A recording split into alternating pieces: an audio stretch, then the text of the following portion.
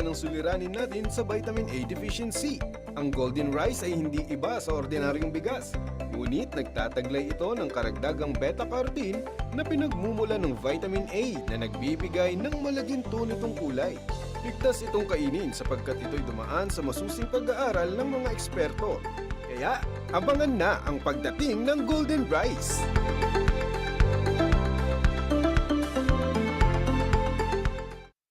Mga tatay, mga misis, face-to-face na ulit! Na pinagmumula ng vitamin A. Para ganahang pumasok sa school ang inyong anak, pakainin sila ng wasto at balanse sa pagdating ng golden rice. Malapit ang ihain para sa karagdagang beta-carotene na pinagmumula ng vitamin A.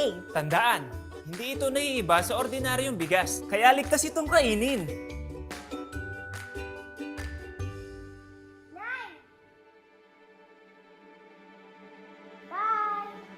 Bye! Abangan! Malapit nang dumating ang golden rice. Siguradong gaganahang pumasok sa school ang inyong anak.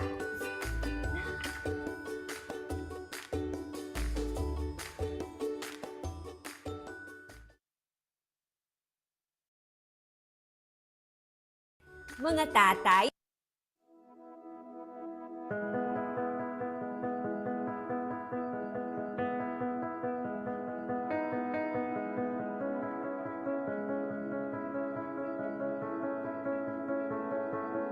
A 112 years ago, the UP Board of Regents had a vision to develop their true firstborn college that will spearhead national development through agriculture. At the foot of Mount Makiling, Edwin B. Copeland, together with 7 faculty and 12 students, embarked on the journey to create the UP College of Agriculture, or UPCA. Through its 112 years of existence, the college has produced over 1,000 technologies and variety of plants and animals, 9 national scientists, over 30 outstanding young scientists, and more than 18,000 graduates contributing to agricultural development. UPCA, now College of Agriculture and Food Science, or CAFS, has been continuously contributing to nation building through its instruction, research, and extension function.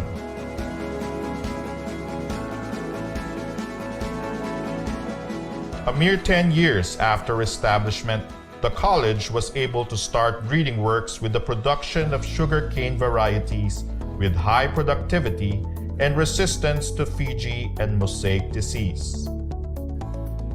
In the 1920s, the importance of agriculture was intensified and UPCA was recognized as neighboring countries began sending their students to Los Baños because of the high quality of education. In the 1930s, breeds with superior characteristics such as the Burkhala pig, Los Baños Cantonese chicken, and Philippine cattle were developed. The 1960s was a fruitful decade for research. Makapuno, a coconut cultivar often made into a dessert, was pioneered and perfected. Meanwhile, the Dairy Training and Research Institute was the first in the country to freeze buffalo semen, paving the way for artificial insemination of local carabaos.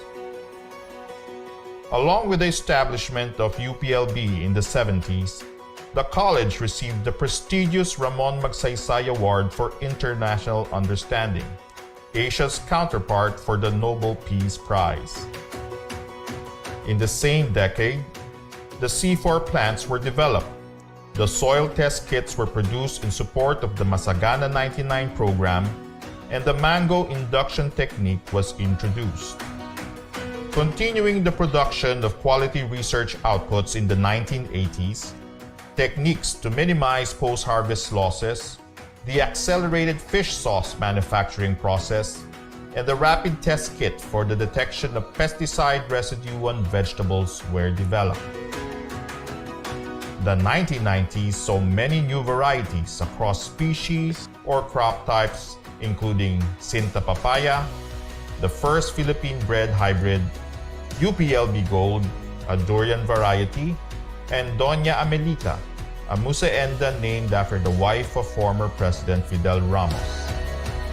The award-winning National Corn-Based Farmer Scientist RDE Training Program, or FSTP, was also established around this time and still remains as one of the university's primary extension programs.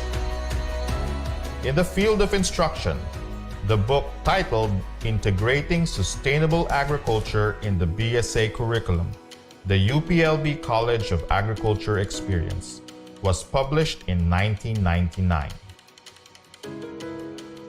At present, the College of Agriculture and Food Science, or CAFS, continues to be the premier institution of higher learning in agriculture and food science and remains committed to nation building through its instruction, research, and extension programs. In order to produce the best graduates, all of our courses are outcomes-based education, and continuous improvement of the curriculum is being practiced to meet the challenges of the 21st century. As testament of excellence, CAFS is constantly recognized by different organizations. In research, we continue to implement relevant studies with focus on the 12 priority commodities to address food security. Moreover, technologies are constantly developed to aid in responsible food production. Supplementing these are extension activities to disseminate the knowledge generated to improve food productivity and livelihood of the people.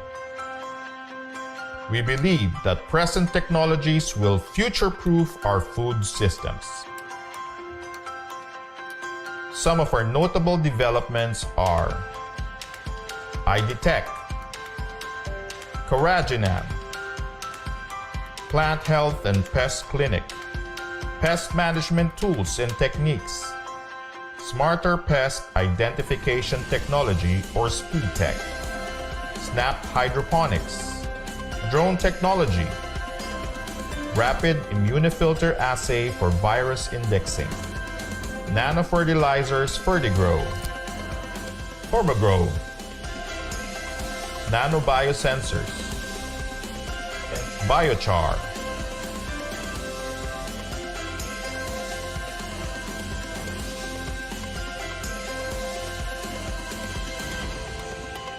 We at the College of Agriculture and Food Science will continue to promote and nurture a culture with innovative yet conscientious minds and cutting-edge skills to lead and serve the country and the region. We are one college with one goal towards sustainable food systems.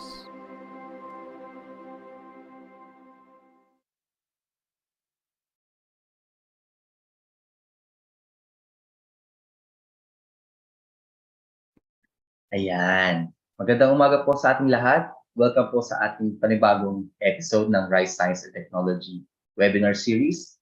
And we are already down to the finale episode. Ayan, nandito po tayo sa pinakahuli of this series entitled Engaging Our Youth in Agriculture. Ito po ay handog sa atin ng CAPS, College of Agriculture and Food Science, University of the Philippines, Los Baños, in collaboration with the Philippine Rice Research Institute. Tayo po ngayon ay live via Zoom at mapapanood din sa YouTube channel at sa Facebook page po natin ng CAPS UPLB. Ako po nga si Jason Gandia mula sa Institute of Weed Science, Entomology, and Plant Pathology. At ako po ngayon ang host sa umagang ito. Here are some important reminders po para sa ating mga Zoom participants. Your microphones are muted by default to minimize disruptions during the program. Kung kayo po ay may katanungan, you may send them via the Q&A tab here on Zoom or through the YouTube and Facebook links na sa comment section lang po makikita natin sa baba. And later, we will have an open forum po kung saan tatalakayin natin ang inyong mga katanungan. Upang makatanggap ng Certificate of Attendance for this episode, huwag po niyong kalimutan na sagutan ang ating evaluation form. Makikita po yung links natin nandito po sa ating webinar chat, saka sa comment sections din po ng YouTube and Facebook live streams natin. Ayan. Oh, yan. To formally start this episode, let us hear the opening messages from our director of the Institute of Weed Science, Entomology, and Plant Pathology, Dr. Cheryl A. Yap. Dr. Yap, good morning po. Good morning, Jason. Thank you for the short introduction. So sa lahat po, magandang umaga. Sana po ay nasa mabuti kayong kalagayan ngayong araw. So katulad po ngayon ay yung ating topic ay about youth and agriculture. So yung ating bansa ngayon ay actually nakasalalay sa agrikultura. So agriculture is the backbone of our country, kaya mahalaga ang partisipasyon ng kabataan. Lalo na ngayon na yung ating mga magsasaka ay nagkakaedad na. So ang kabataan kasi ay maraming bagong ideya, lalo na mabilis sila makapag-adapt sa makabagong teknolohiya. Kaya kami sa CAPS at sa PhilRice, hinihikayat namin ng ating mga kabataan ay mabigyan ng halaga ang agrikultura. Kasi kayo, mga kabataan, ang kinabukasan para sa seguridad ng pagkain. On behalf of our college, especially our Dean, Dr. Elpidio M. Aglisib Jr., maraming salamat sa inyong pagdalo at pakikinig sa araw na ito at lalo na sa ating resource speaker na isang batang agriculturist. Sa ngayong umaga, kanyang ibabahagi ang kanyang kaalaman at mga experiences paano mahikayat yung ating mga kabataan upang maging impluwensyo din ng merong maging impluwensyahan natin yung mga kabataan para maging bahagi ng ating agrikultura. So ngayong umaga, ulit maraming salamat at sana tayo ay makapulot ng butil ng kaalaman mula sa ibabahagi ng ating resource speaker upang maipagpatuloy nating mga kabataan ang pagpapahalaga sa agrikultura. Sa muli, maraming salamat at magandang umaga po sa lahat. Okay, thank you po, Dr. Yap. Tama nga po, sa agriculture, nakasalalay po talaga yung kinabukasan ng bansa natin. At sa mga attendees natin, na bahagi ng kinabukasan na to, napaka-importante na being aware tayo sa agriculture. Sana nga po, marami pa tayong matutunan sa umaga ito. And of course, as part of our documentation, may we request our panelists to join us for a photo opportunity. Kindly open your cameras po and flash us your best smiles po. Ayan. Sige po. Okay, kindly open lang po yung mga cameras po natin. Ayan. Okay po, bilang na po ako. 1, 2, 3, smile.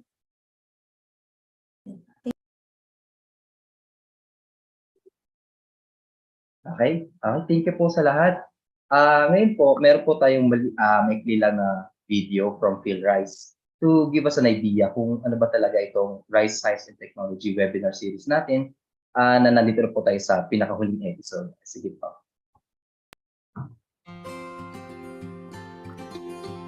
We're Pinoys and we all love rice, and it's one of the most talked about topic in the literature and the media. With tons of rice information available to us 24/7, it's important to know which are facts and which are not.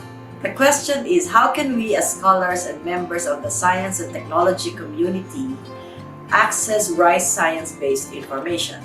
Why is PhilRice liaising with partner academic institutions? More importantly, how can we be better prepared if and when asked about rice? And this is exactly what we want to tell you in this Rice Science and Technology webinar series. Aside from the month of November being the National Rice Awareness Month, we want to initiate change in the awareness of students and faculty on rice and agriculture, particularly in its contribution to food security and the economy. Communicating the new findings in rice science and technology is very important, especially in molding young minds who will be the next generation of rice scientists in the country.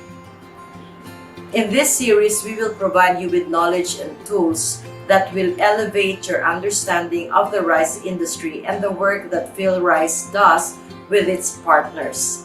In this series, in this webinar series, we hope to provide you with knowledge and tools that will help elevate your knowledge of the rice industry.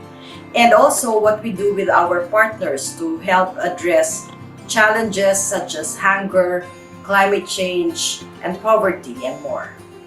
With the able help of our field rice experts, you will be learning about critical rice industry statistics and be acquainted of the different technologies that we are developing and using to help take up farming and reduce drudgery. You will also learn how our government is capacitating our rice farmers to be more competitive.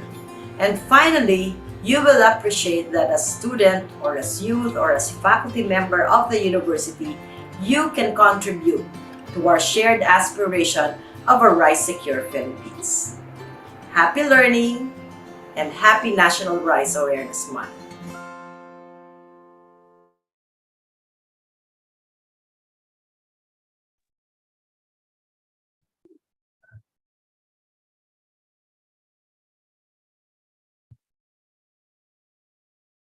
Ayan, thank you po Phil Rice for making this webinar possible. And now allow me to introduce our resource speaker for this morning.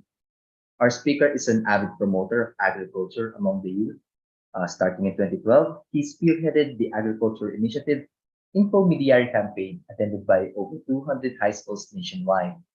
In 2015, he served as a panelist for Asia in the youth session for the 42nd UN World Food Committee meeting. The following year, he was awarded by the Philippine-Australia Alumni Association as an outstanding alumnus in development communication. Currently, he is the head of the Social Economics Division of Phil Rice and our resource speaker for this morning with the topic, Engaging Our Youth in Agriculture. Ladies and gentlemen, let us give a warm welcome to Dr. Jaime A. Manalo IV. Dr. Jaime, good morning po. Magandang araw po. So ang pag-uusapan po natin ngayon ay engaging the youth in agriculture and specifically the Phil Rice Infomediary campaign. So in the next few minutes, I'll be giving some insights on youth and agriculture. Ano ba ang pinag-uusapan sa youth and agriculture at the global level? And specifically, I'll be talking about the Infomediary campaign. The Infomediary campaign, I'll talk about the strategies, the evidence of impact. Ang Infomediary campaign po, ito po yung Youth Engagement in Agriculture Initiative ng Phil Rice that ran from 2012 to 2019. And of course, I'll also be talking about what do we know about youth engagement activities in the Philippines. Ito po ay magbibigay ako ng ilang parts ng study na ginagawa ng aming grupo dito sa Phil Rice, sa Social Economics Division, on youth and agriculture dito sa Pilipinas. And I'll be providing some reflections as well in general on youth engagement in agriculture. So bilang umpisa po, so we talk about a youth engagement in agriculture. I guess a question that is oftentimes asked is it true that young people do not want to farm? Well, if you base it on different surveys, maraming nagsasabi na bumababa na daw ang contribution ng young people in agriculture. Na hindi na sila masyadong ganado magsaka. Hence, pag tinignan natin ang itong mga pag-aaral, perhaps na makikreate na picture sa isipan natin ay ayaw na nga ng mga kabataan na magsaka. But having reflected about this question for quite some time, for over a decade, I'm doing the Infomediary campaign and various youth engagement, youth and agriculture research at Phil Rice, I think that it is a very complex question to answer. In fact, if we ask, is it true that young people do not want to farm? Hindi siya mabilis sagutin dahil marami siyang ibang mga katanungan na dapat din nating sinasagot. Ang una, is it the case that young people do not want to farm or they just want to do farming differently? Ang point po ng pagtatanong na ito is, marahil kapag pinag-uusapan natin ang youth and agriculture, meron tayong preconceived notion on how young people should be involved. Dapat siya ba ay nagtatanim, siya ay nagagapas, harvesting, threshing, and other farming activities. But it is also highly likely that young people do have their own thinking thinking on how they wish to be involved in rice cultivation. And that is also a very valid point. So hence, is it the case that young people do not want to farm, or they just want to do farming differently? The next question that we should ask is, do all young people no longer want to farm or be involved in agriculture? Kaya ko po naitanong to kasi usually kapag pinag-uusapan natin na gusto pa ba ng mga kabataan na magsaka, it is always answered in general terms. Parang ayaw na ng mga kabataan magsaka. Parang ganyan parati ang pagsasagot, ang pagtatanong. Hence, when we add the all there, do all young people no longer want to farm or be involved in agriculture? I am pretty sure that that is likely to create or to give us a different answer. Halimbawa po sa literature, may sinasabi sina Sinus at Goltiano na kailangang i-categorize ang mga kabataan with respect sa kanilang intensyon o involvement sa pagsasaka. Meron daw mga tinatawag na leavers, returners, or those who will stay no matter what. Yung leavers na talaga, they can't see themselves being a part of the agriculture sector. The agriculture sector is not for them. Pero yung mga returners, gusto nila, aalis lang sila pero they still want to be involved. Yan yung mga kabataan na may ibang pangarap muna sa buhay, gusto maging IT practitioner sa ibang bansa, gusto maging nurse, pero magpapadala sila ng pera. And that of course is an indication na nasa puso pa nila yung pagsasaka. And there are also those who will stay no matter what. There are those people, no matter what the circumstances are, gusto talaga nilang doon lang sila sa bukid, sa rural areas, Hence, ang punto ko po dito is, kahit anong mangyari, may mga tao talaga na yung pagsasaka ang gusto nilang ginagawa. And one practical question, I guess, that we should ask, na hindi ko madalas na nadidinig is, do all 30 million plus young Filipinos need to be involved in agriculture, need to be actively involved in agriculture? I'm pretty sure hindi naman kailangan, di ba? If not, how many of them should be involved? Hence, wala pang masyadong nagtatanong ng ganon. Ang huling punto na gusto ko pong sabihin pag pinag-uusapan ng youth in agriculture is, hindi natin pwedeng ihiwalay ang usapin ng youth in agriculture sa surrounding circumstances sa rural areas. Hence, if indeed young people don't want to be involved in farming, what are the causes? Bakit nga ba ganun? Bakit nga ba nagkakaganon? Ang nasa literature po, ang ilan sa kanila ay ito: lack of opportunities in rural areas, land ownership, and negative discourses on agriculture, at marami pa pong iba. Ito lang yung mga usual na napapanggit. Ito ay nakita na sa mga pag-aaral sa Thailand, sa Argentina, at sa aming pag-aaral din dito sa PhilRice under the Infomediary Campaign na sunod ko na pong tatalakayin. So ang Infomediary Campaign ng PhilRice ay isa pong youth engagement in agriculture, at ito ay nagpapatunay na hindi naman lahat ng kabataan ayaw na ng pagsasaka. The point that we should The point is, kailangang hanapin, if we talk of policy, kailangang hanapin yung mga kabataan na yon. Nasaan ba yung gusto pang maging involved? At sila yung kailangan nating i-engage. Mapunta lang po tayo ng onti sa theory. So ang theoretical anchor po ng Infomediary Campaign ay ang tinatawag na Community Youth and Development Theory. So makikita po ninyo yung logo ng Infomediary Campaign. Ang Infomediary po ay it's a portmanteau, pinag-combine na dalawang salita na information and mediation. Ang ibig pong sabihin nito para pong to bridge information poverty, because the Infomediary Campaign has a bias towards remote farming communities. Ang context kasi nito, yung parang ang dami nga naman nating sources ng information on rice. Andiyan ang Erie, andiyan ang PhilRice of course, andiyan ang UP Los Baños, at marami pang iba, ang ATI, napakaraming sources of information. But the problem is access to this information. Hence, one of the aims of the Infomediary Campaign is to bridge information poverty. At kung makikita po ninyo, yung logo po niya ay pisara o blackboard at chalk. Ang sinisimbolo po niyan is to use the youth, the school as a nucleus of agricultural extension. Ang logic po kasi niyan is, while it is very difficult for an agricultural extension worker to go to the houses of farmers from one hill to the other, di ba? Yung iba isang isla pa tatawid ng ilog, yung mga bata naman ay nagko-converge sa eskwelahan. Kung kaya bakit hindi natin gamitin yung eskwelahan para pag uwi ng bata, dala niya yung informasyon sa pagsasaka sa kanilang mga tahanan. So what the community youth and development theory basically says is that the youth must be treated as an asset. They should be treated as partners in developing their community. If their community develops, they too develop. Usually, ang pinagbumulan nito is, di ba noong mga unang panahon kasi parating ang mga kabataan tinatawag na mga delinquents, sugarol, alcoholics, parating ganun ang ano nila. And yet, if they don't do things right, problema agad sila ng lipunan.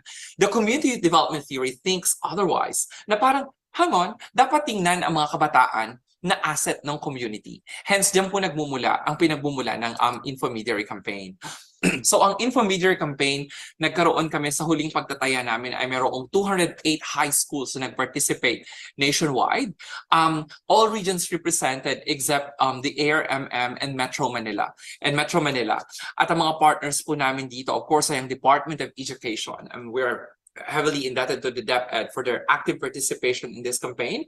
And of course, we have the consultative group on International Agricultural Research Program on Climate Change, Agriculture, and Food Security, and DA Regional Field Units, Field Offices 3 and 12. So ano ba yung mga objectives ng Infomediary Campaign? Una po dito is to create alternative communication pathways for delivering agriculture technologies and practices. Makikita po ninyo sa picture. I think that one speaks a lot about the communities that we intend to reach. In fact, if there's one thing that we could be proud about in this Infomediary Campaign is narating namin ang ilan sa mga kaduluduluhan sa Pilipinas.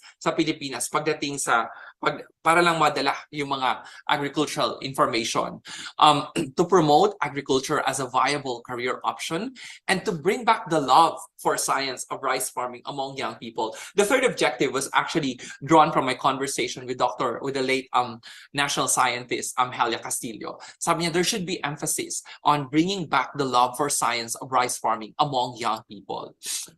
So what are the key campaign strategies? Makikita po ninyo dito, we started with the training of teachers from the Department of Education, and most of them were from the technical and vocational unit. Kasi during that time, it was quite opportune kasi nagkaroon ng K-12, at yung sa K-12, meron na pong crops production na module. So we didn't have to reinvent the wheel. So meron ng crops production na track. So i-engage yung mga teachers doon. So ang expectation po is that once the teachers have been engaged, then i-integrate nila sa kanilang mga pagtuturo ang mga natutunan nila dito sa Central Experiment Station ng PhilRice. And of course, all participating schools were encouraged to put up their own rice garden. Ang pinaka-aim ng rice garden ay para makita talaga ng mga bata at ma-experience ang pagtatanim ng palay. Because we can speak all day about rice cultivation, but at the end of the day, they have to experience it. I remember one time we had this was that an exhibit? We had an activity in Metro Manila. May mga bata na hindi pa nakakita ng palay. Kung saan ang alam lang nila kanin, yung kinakain na nila. But a lot of them ay hindi pa nakakita ng palay. And of course, dito sa campaign na ito, gusto namin ma-experience talaga nila. It has to be experienced so they become a part of it, right? And of course, ang campaign po ay binubuo ng marami sa amin ay mga development communication professionals, mga trained under the development communication program ng aming mga universities. Myself from the University of the Philippines, Los Baños, meron din kaming from Benguet State University at sa CLSU. So we bank on edutainment mechanisms, yung education and entertainment mechanisms. Kasi ang isa sa nakita namin mga gaps kung bakit nagkakaroon ng hindi masyadong magandang perception ang mga bata sa agriculture ay because some methods of teaching. So it has to be engaging. It has to be entertaining at the same time, educational then. Hence we bank on we had Infomediary Quiz Bee. We call them the Infomediary Quiz Bee. Pag ginawa namin ito sa mga upland communities in Aurora, in the Visayas, and across the country. At siya talaga ay nag-generate ng excitement sa mga kabataan. And ito naman po, this one is one of my favorite. Itong photo na nakikita ninyo ngayon, ito ang tinatawag dito ay face-off round. Ang face-off round, sa campaign po kasi hindi naman namin ini-expect na yung mga bata ay mamamaster niya yung agriculture na kinakailangan ng 4 years na pag-aaral, 'di ba, sa kolehiyo. We didn't expect them to be that, yung mga masters na talaga. Ang expectation lang namin ay maidala sila sa mga information hub, and then from there matutulungan na sila makakuha ng impormasyon para dalhin yan sa kanilang mga parents. Here, nakikita ninyo, it's a part of the Infomediary Quiz Bee, but it's called the face-off round, kung saan ang magulang, yung pong naka-black na siya yung father ng bata, nagtatanong siya, sinisimulate namin yung pagtatanong sa tahanan. Halimbawa, nagtatanong yung father, ano ba ang magandang itanim sa Batak, Ilocos Norte? So yung bata po ay magsa-search siya sa Pinoy Rice Knowledge Bank. Ang Pinoy Rice Knowledge Bank ay developed by the then Open Academy for Philippine Agriculture, which is now being maintained by the Development Communication Division of PhilRice. So it's a portal. Lahat halos ng kailangang malaman on rice cultivation ay naando na sa Pinoy Rice Knowledge Bank. So hahanapin lang ng bata, magsa-search siya doon, tapos makakasagot na siya sa kanyang magulang. That is being an infomediary, information mediator sa household. Alright. Ito naman, may magandang kwento itong photo nito. Obviously, this is a farmer's field day. But usually, ang farmer's field day po ay ginagawa na ang mga nagpapaliwanag ay mga agricultural technician, mga nakapag-aral talaga. But dito, ang nagpapaliwanag sa mga farmers ay mga bata. Ang nagpapaliwanag sa mga farmers ay mga bata. Ito po yung ginawa sa pagsasaka. Ganito po kami. Ito po yung nilagay na fertilizer. Ito po yung ginamit na variety. And of course, they were trained by their teachers. Sorry. Balikan ko lang po ng onti yun. Ito po ang nangyari dito. May maganda dito ang nangyari. Ito po ay nangyari sa Claveria, sa Cagayan. Yung farmer's field ng mga bata, nakakuha sila ng lupa na pinahiram ata sila ng isang local executive sa lugar. It sat beside the fields of other farmers. Yung mga bata po, syempre binigyan namin sila ng binhi na itanim nila. At the end of the cropping season, tinalo ng mga bata, ng yield ng mga bata, yung yield yung mga magsasaka. Hence, it created an instant extension event in the community. Kasi napatanong yung mga magsasaka kung saan ba kayo kumukuha ng binhi. Kaya doon na nag-umpisa yung usapan about certified seeds. Of course, we know na yung certified seeds ay may promise na yield increment over doon sa mga regular seeds na pinapalit-palit ng mga magsasaka. Ito naman po ay engagement with parents. Sa literature, napakaraming literature ang nagsasabi, napakaraming pag-aaral ang nagsasabi na ang mga magulang mismo ay hindi masyadong convinced na dapat nag-agriculture ang kanilang mga anak. So we factored it into the design of the whole campaign, and hence we did a lot of engagement with parents. We had to explain to them what we're trying to do, the aims of the campaign, on how it tries to help the farmers themselves in the community, and how we wish to engage young people in the process. And they turned out to be very successful. Hence, ang isang lesson dito ay dapat lang talagang nai-engage ang mga magulang, na ipapaliwanag sa kanila ng maayos kung bakit ginagawa ang mga bagay-bagay. And we've been successful actually in a number of sites across the country. All right. So let me now proceed to the evidence of outcomes. Sa aming pong sariling monitoring dito sa campaign, ito po ay 2017 data. 94% of students surveyed reported that they served as infomediaries. Ibig sabihin, sila po ay nagbasa o nag-text sa PhilRice Tech Center, o nag-search ng information sa Pinoy Rice Knowledge Bank para sa kanilang mga parents. I can recall in 2012, the first time that there was an student infomediary texter in the PhilRice Tech Center, it was hair-raising. Nagtatanong siya kung bakit ang presyo ng palay sa kanilang lugar ay mababa kaysa sa ibang probinsya. For me, if you see it from a development communicator's perspective, that was a case of being an information activist, and that was really hair raising. And I guess that's the very essence of being an infomediary. Teachers promoting the campaign in the respective areas, such as in PTA meetings, parents teachers association meetings, in other training of teachers and field days. More than 100 teachers have integrated lessons from their training into their curriculum. Ito po yung parati naming sinasabi na through this campaign, nagkaroon actually ng extra legs yung Department of Agriculture sa pagpo-promote ng mga technologies. Kasi at the same time, itong mga teachers, they really need to speak about agriculture, at nagkataon pa po na nakapag-provide ang PhilRice ng yun nga, yung mga pinaka-latest sa rice cultivation. And of course, farmers asking for seeds, thereby increasing the use of certified seeds in the community. And more student champions decrease pesticide use in Bulacan. All right.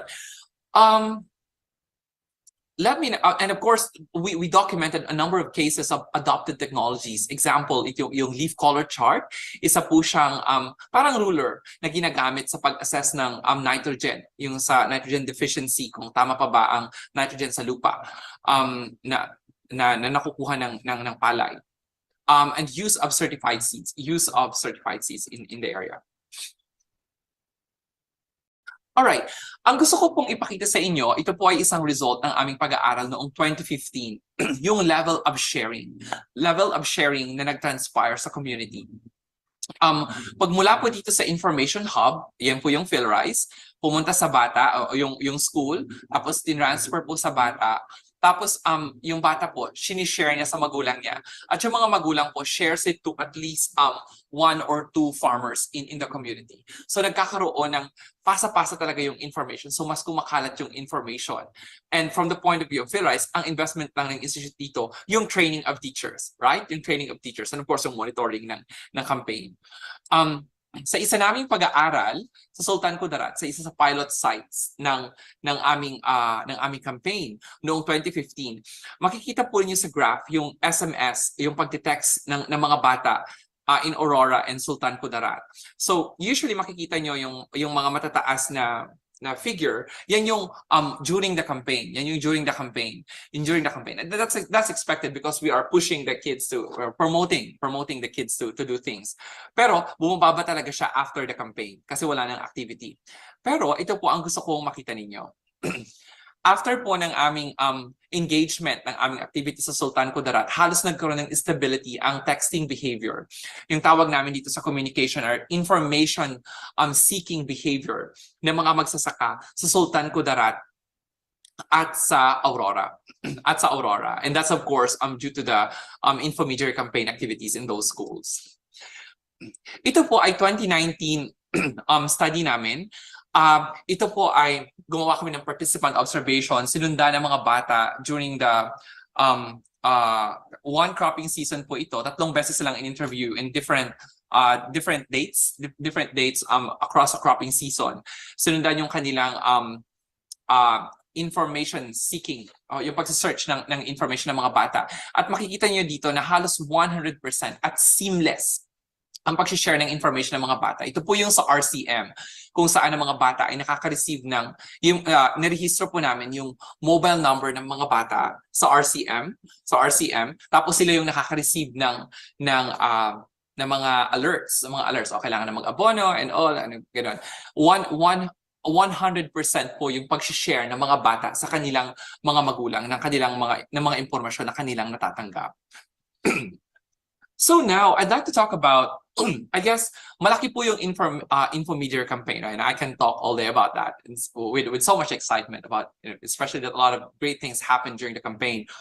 I'd like to talk about, to summarize it all, so to speak, I'd like to talk about the infomediation framework that we were able to come up with dahil po sa aming activity dito sa campaign. So basically, makikita ninyo, halimbawa, yung PhilRice, of course, is an information hub.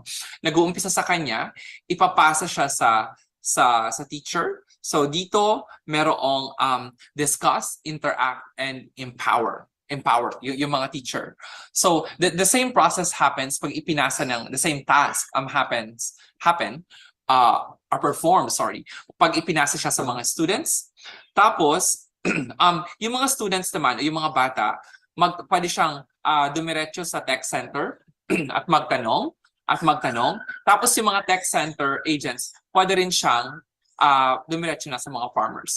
Pero meron ding mga ibang ruta. Halimbawa, from the teachers, pwede siyang dumiretso sa mga farmer. Paano ito mangyayari? Sa mga outreach activities na ginagawa nila ng mga teachers. Marami po kaming mga teachers na nagsagawa ng ilang outreach communities, na outreach activities sa kanilang mga farming communities at no cost to Philrise. Sila na mismo yung nag-organize. Kaya sabi nga namin, the level of innovativeness was really very high. And the same holds and so on and so forth, yung mga different chains po dito. Makikita ninyo na kapag ang information ay paparating na sa farmer, ang mga farmer, of course, uusisain niya yung technology. The farmer can either dismiss, ayoko yung sinasabi mo sa akin, verify, bibigyan ng chance, or can act immediately. Hence, that can result in technology adoption or adaptation.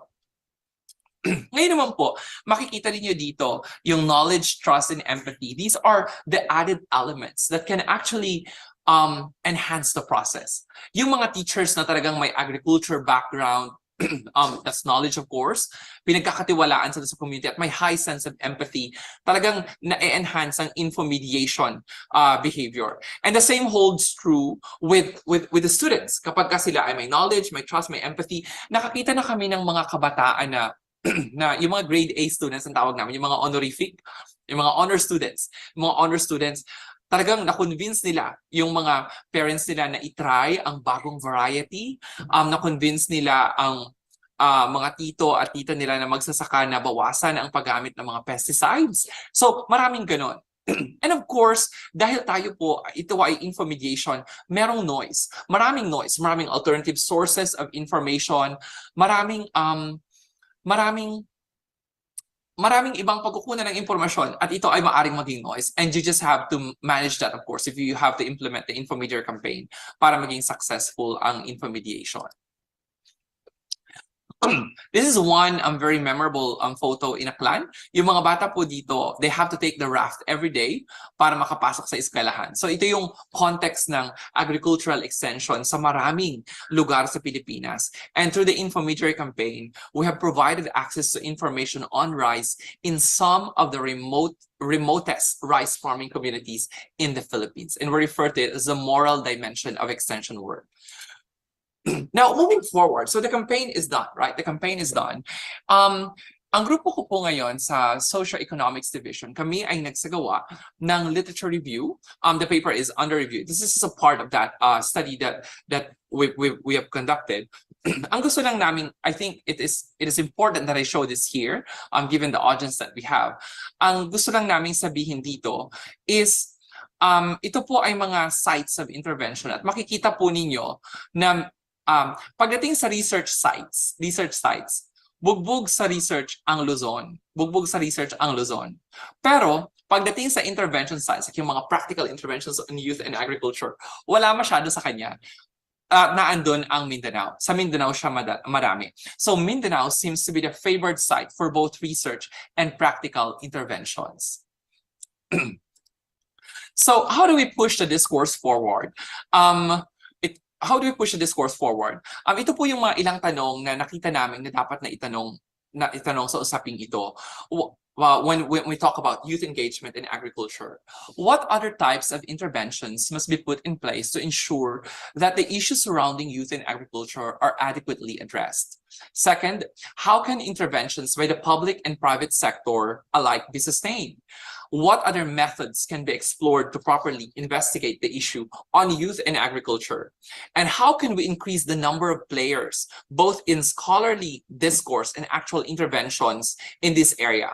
And what are the policy imperatives on youth and agriculture? How can we move beyond agripreneurship so we're able to tackle other forms of youth empowerment? What do we know about youth and agriculture in the context of our ethnic minorities?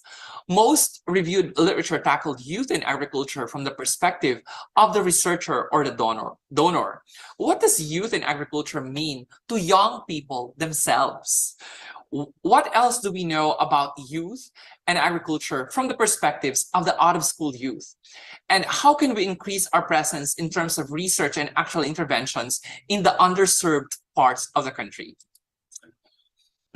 So takeaways, young people can play active roles in agriculture. Designing engagement strategies is key. Young people can effectively perform the roles as intermediaries. Infomediation in relation to tech adoption and adaptation is complex, but very fulfilling. Many parts of the country have yet to experience youth and agri initiatives. So, we published extensively on this. Alam ko po kulang ang oras para talakayin yung lahat. Ito pong tatlong librong ito ay available online. You can freely download. The first is the Youth in Agriculture, the Infomedia campaign in the Philippines. The second is Communicating Climate Change in the Rice Sector. And the third one is What is a Climate Change Adaptive School? So thank you very much po for your attention.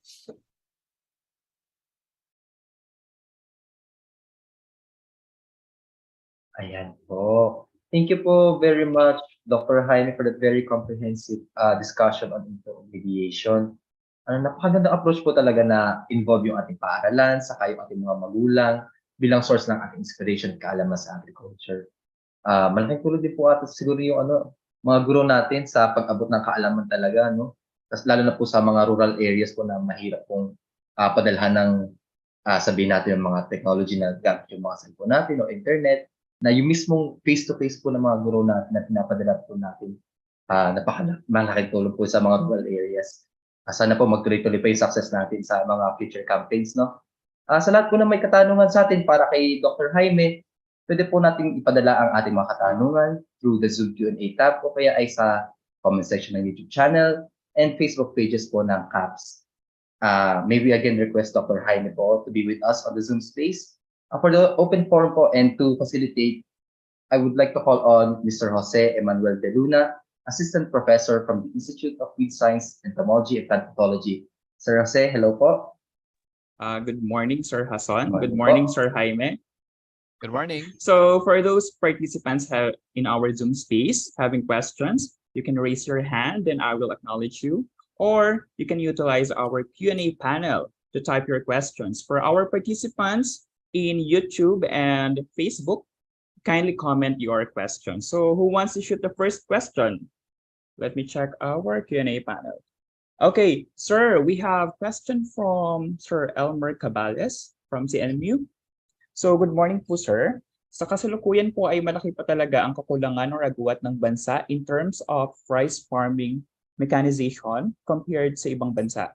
And maybe mechanization, using of drones, GPS-guided machineries from seedling to harvest, and etc., is one of our encouraging power to make the youth more engaged in rice farming.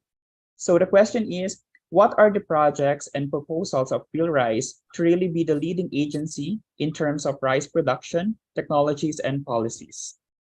Yeah, tamang-tama yung question niya, no? Kasi ang PhilRice ay tatawid next year sa aming bagong strategic plan. So we will start with our new strategic plan that's from 2023 to 2028. Tama naman yung accent niya sa rice mechanization. But when we talk of youth engagement in agriculture, it's not just mechanization. It's just one of the aspects. I guess ang isa sa mga features ng strat plan, I guess I can talk about it, ay yung pagiging people-centric. If we want to be leader if we want to provide intellectual leadership, we need to keep asking questions. And ang isa sa mga features ng strat plan as presented last week during the Ugnay Palay Conference, that's the Rice for Development Conference here in PhilRice, kung saan present yung upcoming na strat plan ay people-centric siya. So we will really have to do massive engagement with our stakeholders so we know We know what they need, we know what they want, on how to push the agenda forward. Because we know it, right, from community development perspective, na tapos na ang era dapat ng mga top-down approaches. Dapat tinatanong ang publiko, tinatanong yung mga intended stakeholders kung paano nila gusto maging bahagi ng development ng kanila ng rice sector, and that's what Philippines will be doing in the coming years. Okay, thank you so much, sir. So napakaganda po yun nung na-discuss nyo kanina about intermediary campaign. So related din sa tanong kanina about drones, etc. and different technologies. So the question is, nowadays we all know that we all know how our youth engage so much in their gadgets, internet, etc. So how do you think can we use these technologies to engage our youth in agriculture? Well, una, gusto ko muna mag-comment na. Actually, there's truth to it. That ang tawag nga sa kanila, di ba, mga digital natives Yes. yung mga kabataan. But also in the literature, we're also reminded to somehow avoid sweeping statements such as that. na pag sinabing kabataan, mag-gadget agad. And I've had a research in 2011. I presented it in Malaysia. Ang sinasabi doon na doon usong-uso na yung Facebook, pero yung mga nakausap ko mga bata takot mag-Facebook, takot mag-computer, takot hawak ng cellphone. Ang sinasabi lang nito is ang phenomenon na yun, ang tawag doon ay ICT anxiety, or the feeling of discomfort when using gadgets. And it is a phenomenon na hindi lang totoo sa mga matatanda, ito ay totoo across ages. Kasi ang determining factor dyan ay exposure. Hence, maraming mga kabataan ang hindi pa na-expose sa ganung mga technology. So, well, that said, maaaring maraming mga kabataan ang mga digital natives na tinatawag. So a way to do it, PhilRice has just launched its TikTok channel, TikTok account. So may mga ganun na. If you go back to the presentation of the intermediary campaign, halo-halo yung mga strategies. Nagki-cater yon depende sa kung saan na-expose na communication channel yung mga kabataan.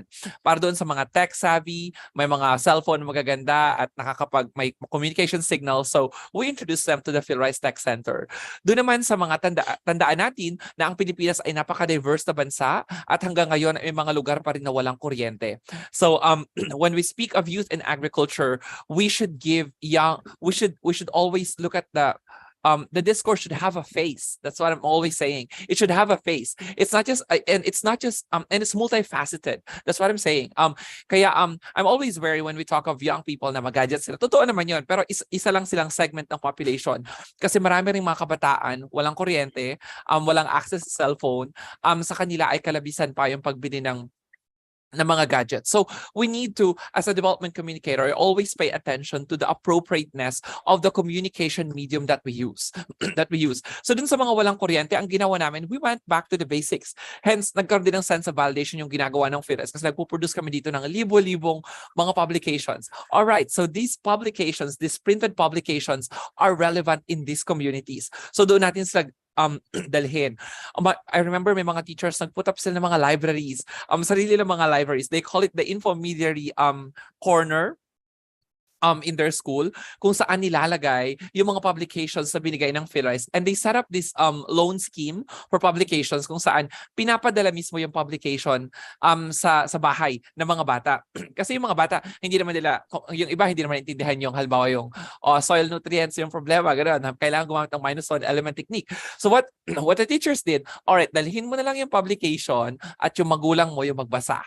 So in that way, nagkaroon talaga ng gamit yung iba-ibang communication medium. But you are correct. So para dun sa mga tech savvy, PhilRice, as we have optimized every possible channel just to engage with our audience. Meron na rin kaming YouTube channel.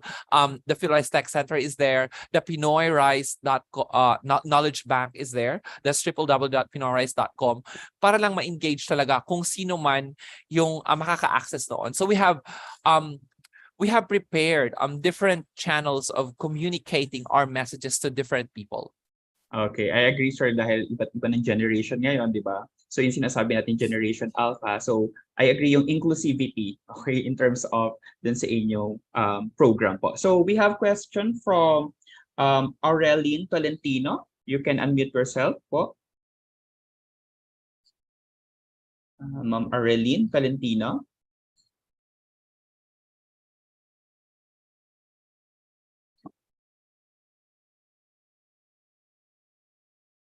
Ma'am Arlene, are you still there?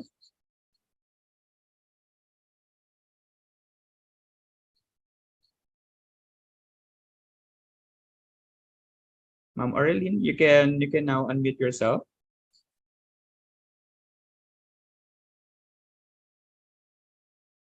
Okay, while waiting, so sir, follow-up question lang po. So you mentioned na hindi yung other question no, mentioned na hindi lang mechanization ang pwede pasukin ng student. So mga ano pa po kaya ang paraan pwedeng makabahagi ang mga kabataan?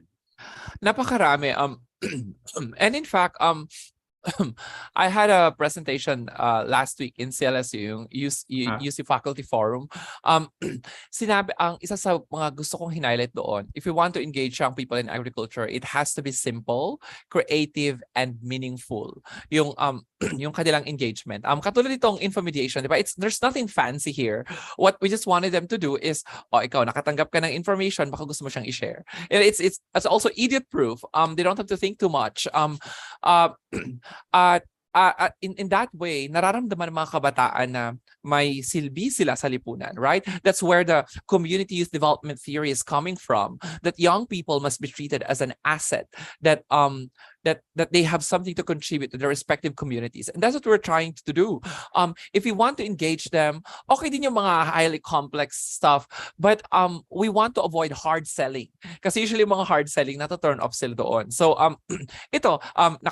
we've documented a number of success stories, instances of adoption. As in like, umabot sa ganun ha, especially kapag ang nai-engage ng mga kabataan ay yung mga grade A students na talagang may puso sa pagsasaka, na-convert nila, gamit po kayo ng certified seeds. Hindi lang yung pinapalit-palit na binhi, kundi mag-certified seeds po tayo. So nakakita kami ng mga talagang tumaas na ani simply because of this successful info mediation. I guess for now, yun muna. And maraming makakatulong, maraming maitutulong ang mga eskwelahan para baguhin, because ang nangyari kasi sa atin, it's a big wall that we are going against. Kasi parang sa napakahabang panahon. And I guess may kasalanan din dito yung mga nasa academia at yung mga researchers. Alam nyo, when we review the literature, since the 1970s, ang lumalabas ng parati problema. Ayaw ng mga kabataang magsaka, ayaw na nila, ganon-ganon. Wala masyadong nagpo-propose ng solution. Wala masyadong nag-go against the grain, so to speak. So I guess part of the negativity is coming from the researchers themselves. And I guess it's something that we need to correct, right? Because pag tingnan mo ngayon, ibang-iba na ang playing field. Ang dami ng mga initiatives, dami ng mga interventions na nagmumula. There's a lot of creativity, there's a lot of positive energy that is out there para ma-engage ang mga kabataan sa agrikultura. Okay, so I believe you have discussed it a while ago, but in your opinion, sir, what do you think is a major factor or reason why our youth is not that fully engaged in agriculture? It has something to do, like I said, in my last point, in the first part of my presentation, where I was giving some insights on youth in agriculture. We cannot remove this issue on youth and agriculture from the surrounding circumstances, in the community. It's not as though nagising sila isang umaga at sinabi nilang ayoko na mag-agriculture. It's not like that. Marami hanggang sa ngayon dun sa Infomedia campaign, we've talked to hundreds of students across the country. Marami sa kanila gusto pa naman talaga maging engaged. What's pushing them away, so to speak, is lack of opportunities in agriculture. We know it. Ang daming problema ng bansa: access to land, access to capital, access to technologies, yung pagiging nating archipelago, which is also a main challenge in extension. We are how to say, we are achieving something in these areas bit by bit, but we need to continue, pushing for it. We need to have solid interventions, solid and focused interventions. When we did the literature review, for instance, of youth engagement in agriculture initiatives in the country, ang dami, napakadami sa Pilipinas. Hindi naman siya yung parang wala. But the thing is, sila yung mga lulubog lilitaw.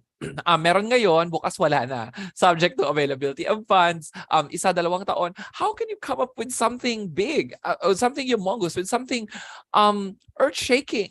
Nothing's gonna happen in those very short span of time. We need to, sabi nga nila, di ba, parang itong mga nasasabi ng mga policy makers na kailangan engage ang mga bata sa agrikultura. Ang sabi nga, di ba, sa policy making, we need to put the money where the mouth is. We need to put funding, appropriate funding, adequate funding para ma-push ang ganito mga initiatives. So we need to be serious. We need to be serious when we really want to engage young people in agriculture. Halimbawa, I had a conversation with the late Dr. Helia Castillo, national scientist Helia Castillo. Nasa airport kami one time. Sabi niya, ipapush natin yung youth in agriculture. So mag-aaral yung mga bata sa mga state universities and colleges. Pero yung mga dormitory ba natin, nakahanda ba naman? Alam mo yung may matutulugan pa ba sila? May mga yung mga issues na ganito. So we need, magkakaugnay sila. Kaya there has to be systemic change. Hindi siya yung fixing ng nuts and bolts. Okay, onti dito, onti dito. There has to be systemic change if you want to engage young people in agriculture. So you don't have to take my word for it. We can follow the work of EFAD, for instance. We follow the work of scholars like James Somberg. Lahat po yan, nagugugol yung mga yan. Ito yung sinasabi nila. It's not as though young people do not want to farm or do not want to be engaged in agriculture, but it is the lack of opportunities in the rural areas that's actually pushing them away from engaging in rural agriculture. Okay, thank you so much, sir. So we have another question from Q&A panel. So is giving examples of successful youth farmers or entrepreneurs effective for enticing other youth to pursue farming? How do you go back to these communities and measure their successes? Lahat ng ito ay lahat ng itong all these positive elements, lahat sila kailangan. Because at some point tayo ngayon nasa mind setting, right? We need to address yung mga negative perceptions and stuff. So if we're able to communicate something something positive, of course it's something that's uplifting. But at the end of the day, we just don't want them to be excited. We want them to sustain the excitement by trying to create an enabling environment where young people can really thrive in an agricultural community. Marami ng mga bata gusto magsaka, kailan walang kapital, wala naman sa lupa. Alam mo yung ganun? So lahat dapat magsasabay-sabay talaga siya dapat. Magsasabay-sabay talaga siya dapat. Creating excitement is good, but the task is to reinforce and sustain the excitement. Okay. Ayan. So meron pa po tayong question dito, sir. From Sir Jonathan Bayaton. Isa po siyang senior high school teacher teaching agriculture. So, meron daw po bang available module coming from the field rice that they can use as learning material in their teaching rice production? Ang dami ho. Just go to www.pinoyrice.com. Ang pinoyrice.com ay naglalaman po siya ng mga audio files, mga videos, ready PowerPoints that you can use. Ito po ay mga reviewed lahat ng mga experts. It was developed by the then Open Academy for Philippine Agriculture and is now being maintained by the Development Communication Division of PhilRice. So lahat po yon ay libre niyong mata-download. Just give due acknowledgement to PhilRice because they're copyrighted for sure. But you can use them for instructional purposes. Naando na. In fact, kung hindi ka masyadong magaling sa agriculture, may mga ready PowerPoints na siya. At yun ay mga techno-bulletins, references. It's an information hub. So hindi na kailangan tayong kasi I reviewed one time, I guess a teacher showed me a book, 4 na pahina lang ata yung rice production. Sabi ko, no, there's a trove of information that's available in pinoyrice.com. At yun po ay ready na, kumbaga, ready nang gamitin para maituro sa mga classroom. Okay, so sobrang dami nga po talagang references na online. Sir, meron tayong question from FB. Sure, go ahead. Were you able to determine or quantify if the students want to be involved in the physical aspect of farming or to be involved in agriculture-related aspect of farming, like agri-teacher, extension worker, etc.? Yeah, that's a good question. Actually, I have a study that's ongoing na. Inumpisahan ko siya ngayong taon pero hindi pa siya natatapos. We might continue next year. Ang ginagawa namin ay sinusundan yung mga intermediary alumni yung mga na-engage. Yung mga na-engage. Kasi we started in 2012, so marami sa kanila ay nagtapos na. And you know what? May ngayon, like ngayon, nakapag-umpisa kami, yung isa, sa pinakaunang site namin sa Aurora, siya ngayon ay teacher na ng technology, home economics, something stuff. May kinalaman din sa agriculture. Yung iba ay nagtatrabaho na meron sa Bulacan, nagtatrabaho na bilang agricultural extension worker. Yung iba naman nagtuturo sa mga TLE on crops production. So marami din po. We just need to properly document it, and the documentation is not yet done. Ayun. Okay po. Sir, another question. What is the rationale behind focusing on high school students? I think when defined by UN, youth covers the age of 15 to 24 years old, or do you have plans of furthering your scope? Ang daming sagot dyan. Una, sa literature kasi, maraming nag-fail nung in-engage yung masyado pang babata. Like yung masyado pang babata. Parang wala sila masyado makuhang outcome. Although, naniniwala din naman ako dun sa start them young na sinasabi nila. Pero mahina yung outcome dun sa mga masyado pang bagets. Bakit mga high school? When the campaign started, we started with, look, it's a national campaign, but we started with 300,000 pesos. It's a minuscule amount, to be honest. It's a very small amount of money.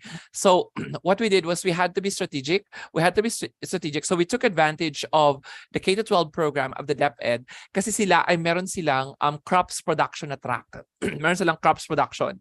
So, from a point of view of partnership and engagement, you need to it was a low-hanging fruit, so to speak, because we didn't have to reinvent the wheel. With 300,000 pesos, you cannot reinvent the wheel. So we partnered with them, and at some point it was a very symbiotic relationship because it gave them an opportunity. We trained the teachers. They went here in Central Experiment Station of Philrice and Nueva Ecija on crops production, and so it was very fruitful in that regard. College, sinubukan. Kaya lang, yun po yung ako po ay aalis na ng bansa para mag-PhD. We started with some universities. Pinasal nila namin sila sa training. Like there was one from Central Luzon State University, from Aurora State College of Agriculture. Sinali natin sila dito, but we were unable to push through with that. So in fact, kung may gusto magtuloy, go ahead.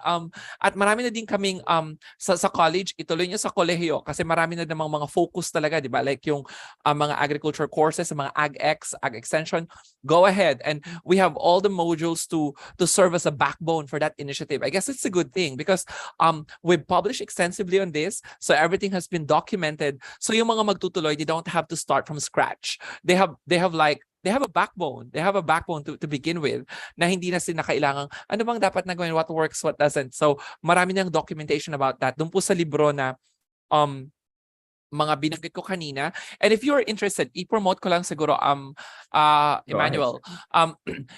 Please go to my ResearchGate account. All of our publications, search for my name in ResearchGate. All of our publications in the Infomedia campaign can be freely downloaded from there. So naandun na po lahat. Strategies, what works, what doesn't, research on infomediation. If you're interested in theories, we also written something on the theory of infomediation, the infomediation process. And I guess that's one solid contribution of, I guess the good thing about this Infomedia campaign, because it was set up as an action research. So we were both doing a development work, whilst at the same time, we were able to contribute significantly on the scholarship relating to infomediation. Okay po. Sir, alam po ba sobrang dami pang questions na nasa ating Q&A tsaka nasa FB. So, gustuhin man po namin itanong lahat sa inyo. We have limited time. So, perhaps you can they contact you, sir? To yeah, definitely. Or... Opo, yeah, sure. Ayan. Yeah, how do I... dun siguro sa participants, nakaka-public tayo, no? Baka may emails. Yes. But sa participants, I'm happy to the UPLB will send you my email. I will respond to your emails po. Po, ayun. So kung meron po kayong katanungan kay Sir related sa kanilang program sa ginagawa, etc. So feel free po na kontakin po kami para at least makontak po natin si Dr. Jaime. Okay po. So, pero Sir, last, so what is your greatest advice for our youth, especially those who are watching right now, to, encourage them to take agriculture as their future career? I think that's a wrong question to ask. I think who should we be engaging are the policymakers. The policymakers. Like I said, we should put the money where the mouth is. We need kasi ang dami na naming ang dami na naming nakausap ng mga kabataan sa buong Pilipinas. Marami sa kanila gustong-gusto pa namang magsaka talaga. Magsaka talaga. Pero sa kanila maraming na to turn off, maraming na to turn off because kulang nga sa support, kulang sa push, kumbaga sa reinforcement mechanisms. So we need in fairness I should mention marami na palang may mga enabling laws na pala, no, like yung rural farm school, something like that. May mga na create in recent years, na enact in recent years. I think these are all very positive developments, but we need more of them. At doon naman sa mga institutions na gusto talagang may mangyaring maganda, such as universities, we need focused interventions. Hindi pwede yung lulubog lilitaw, hindi pwedeng yung we take this one on simply because it's a buzzword, simply because people are talking about it. We need to sustain the initiatives. You know what, parang siguro ma-appreciate nyo, when we started with the Infomedia campaign, halos walang masyadong buy-in. Kasi naniniwala sila sa idea na, kasi kami, we were going against the grain. What we wanted to do was to engage young people in agriculture. Yet the literature was telling us that young people are not interested. What we did was, we tried to argue, to counter that argument. We said, we need to reread the literature. What is it really saying? Is it the case that young people do not want to farm, or they just want to do farming differently? We need to, kaya kailangan dito, kumbaga, agriculture siya, di ba? Pero it's not just the domain of agriculturists. It's the domain as well of development communicators, of community development scholars, of rural dev, of, a lot of, transdisciplinary encounters if we want to succeed in this endeavor. And like I said, focused, sustained, and well-funded initiatives on youth and agriculture. This is the time. In fact, we should have started yesterday. I agree, sir. It should be a multidisciplinary at meron po tayo dapat holistic approach. So again, thank you so much, Sir Jaime. Now I'm giving back the Zoom space to Sir Hason. Ayan. Maraming salamat po sa ating audience for participating in the open forum. Sir Jose, thank you po sa pagiging moderator po natin. And of course, very thankful po tayo kay Dr. Jaime for joining us today. It has been very insightful po, no? Makikita natin na ang engagement ng kabataan sa agriculture must be viewed in the proper context. Lalo na yung available opportunities, living conditions nila, proper age range, and push for supportive policies natin, no? And as part of our appreciation though, allow us to present to you this certificate. Let me read the citation. College of Agriculture and Food Science, University of the Philippines, Los Baños, Laguna, Philippines, presents this certificate of appreciation to Dr. Jaime A. Manalo IV for serving as the resource person on the topic Engaging Our Youth in Agriculture during the RISE Science and Technology webinar series via Zoom, given this 12th day of December 2022 at the College of Agriculture, Food Science, University of the Philippines, Los Baños, Laguna, Philippines. Signed, Dr. Elpidio M. Agdisit, Junior, CAPS, Dean. Once again, thank you, Dr. Jaime. Ayan po, at muli pong pinapaalala natin na kung makatanggap ng inyong certificate of attendance, no, via email, sagutan po lamang ang ating evaluation form na matatagpuan sa link. Ipopost po namin siya sa chat po ng YouTube and Facebook live streams natin. Saka pwede niyo pong iscan tong aming QR code. Ayan. Now, as we come closer to the end of this webinar series, amin pong iniimbitahan on screen ang Deputy Director ng IWEF UPLB, Assistant Professor Romnick Latina, to give us some closing messages po. Sir Romnick, good morning po. Good morning. Can you hear me, Hason? Yes, sir. Okay. So magandang umaga po sa ating lahat. Maraming salamat po for attending our 7th, our finale episode of the RISE Science and Technology webinar series. So sa ating mga students there, I've heard may mga estudyante tayo, some faculty, even high school faculty, staff, visitors, different stakeholders. Maraming salamat po. And I do hope that we've learned so much today as I did. Marami po ako natutunan, Sir Jaime. We are very glad and very fortunate to have, of course, Dr. Jaime Manalo, who talked about engaging our youth in agriculture, which is very important. Of course, we also like to thank the Indefatigable CAPS and IWEP Webinar Committee in cooperation, of course, with the Philippine Rice Research Institute for organizing this webinar series. So sa lahat po ng mga ate, mga kuya, tito, tita, moms, and sirs behind this event, congratulations for another success. So kahit po gasgas na, what Dr. Jose Rizal said about the youth being the hope of this nation still lives on. So sasama ko na po yung sarili ko, the youth will definitely be the next leaders and change agents of our nation ng mahal nating Pilipinas. And it's just so exciting to know that many of our youth are going into agriculture now. And hopefully, just like what Dr. Jaime said, more opportunities, reinforcements, motivations, initiatives, of course, policies will be available for them. So we will have more young people to join the not so young ones in this noble movement, of course, of feeding the nation. Diba? We feed the nation. So see you again, folks, for more upcoming webinar series brought to you by the College of Agriculture and Food Science, UP Los Baños. Susunod po, sabay-sabay po ulit tayong makinig at matuto. So stay safe and God bless po in advance. Happy holidays. Maraming salamat. Ayan. Thank you po, Sir Romney, for wrapping up today's episode. And again, to our speaker, maraming salamat po. Thanks for having me. appreciate you becoming part of this webinar series po. Very insightful po. We wish you all the best po sa inyong future endeavors and maraming salamat to our dear participants na ang dami po pong mga tanong na sana po ay masagot pa po natin. Aabangan po siguro ni Dr. Jaime yung mga tanong niya sa email. Maraming salamat po. And thank you for spending your Monday morning dito po sa ating webinar series. Dito na po yung pinakahuling episode natin. We hope to see you again sa susunod po na webinar season natin. Abangan ang susunod na programa handog na College of Agriculture and Food Science. So make sure i-follow niyo lang po yung official page natin sa Facebook and yung YouTube channel po natin. Subscribe lang po tayo. And also, thank you to the Institute IWEP for making this all possible po. Thank you. Maraming salamat po and happy holidays.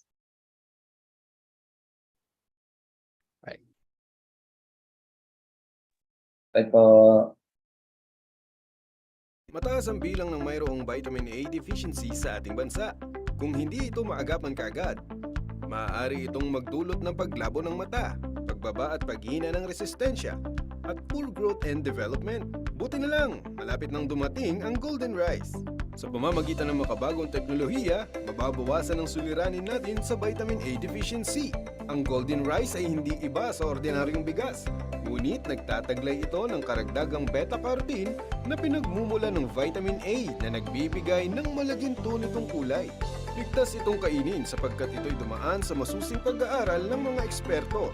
Kaya, abangan na ang pagdating ng golden rice!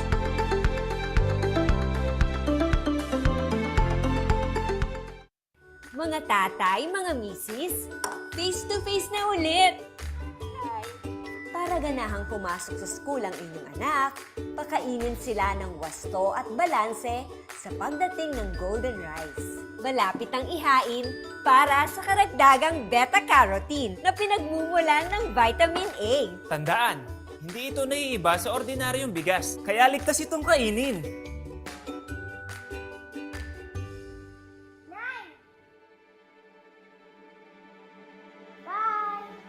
Bye!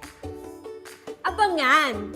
Malapit nang dumating ang golden rice. Siguradong gaganahang pumasok sa school ang inyong anak.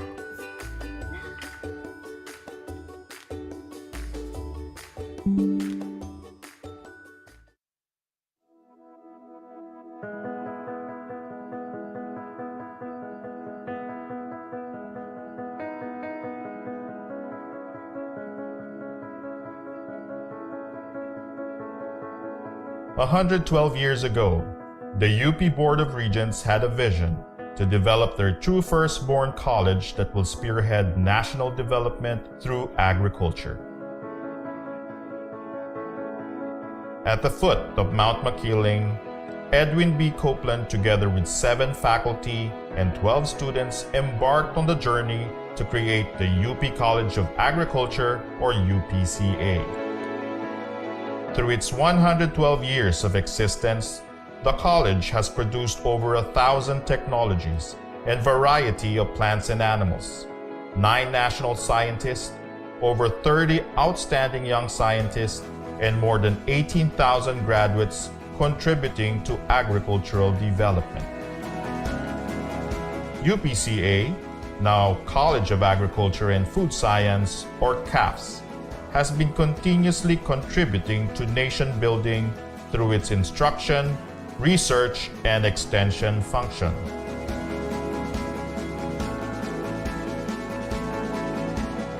A mere 10 years after establishment, the college was able to start breeding works with the production of sugarcane varieties with high productivity and resistance to Fiji and mosaic disease.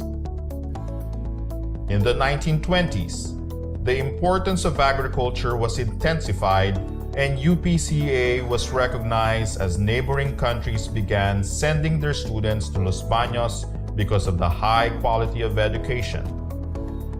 In the 1930s, breeds with superior characteristics such as the Burke Halapig, Los Baños Cantonese chicken, and Philippine cattle were developed. The 1960s was a fruitful decade for research. Makapuno, a coconut cultivar often made into a dessert, was pioneered and perfected. Meanwhile, the Dairy Training and Research Institute was the first in the country to freeze buffalo semen, paving the way for artificial insemination of local carabaos. Along with the establishment of UPLB in the 70s,